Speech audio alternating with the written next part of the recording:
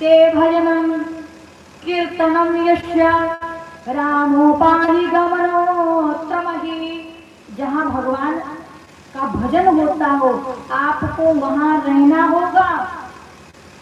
जहाँ आपके कीर्तन होते हैं आपको वहां रहना होगा। ते श्रवणम कीर्तनम यस्य रामोत्राहि परमं गमनः। हे राम जी, जहाँ आपकी कथा होती है, जो व्यक्ति इन जिनके श्रवण समुद्र समाना, जिनके ये कान है, उन कानों को आप समुद्र के समान बना दीजिए। जितनी बार वो आपकी कथा को सुने उतनी बार उनका मन कभी भरे ही ना।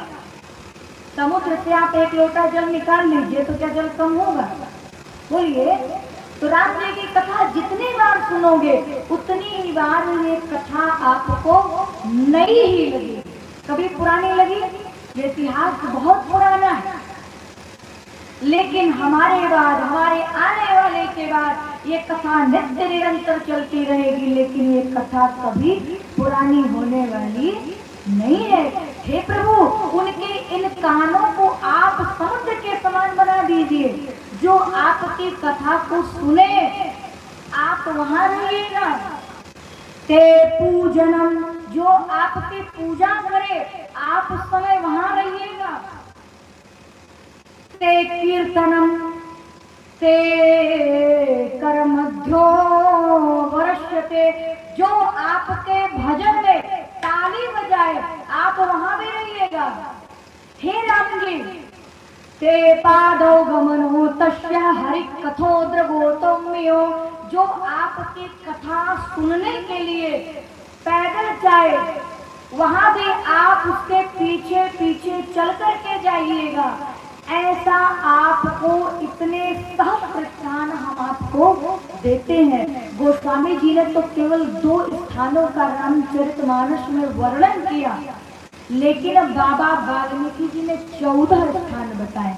बाकी के स्थानों को भगवान शंकर ने कहा, देवी जो मनुष्य वो कार्य कर नहीं पाएंगे उन कार्यों को कहने में कोई लज्जा तो नहीं है, लेकिन व्यक्ति जिस कार्य को कर नहीं सकता उस कार्य को कहना भी तो ठीक नहीं। अगर आपसे कह दिया जाए कि आप को माइक दे दिया जाए कि आप कुछ बोलो तो क्या आप बोल पाएंगे? बोलिए। आपसे कह दिया जाए राम जी की कथा सुनाओ तो आपके बस की है? हाँ या नहीं में जवाब दीजिए। क्यों?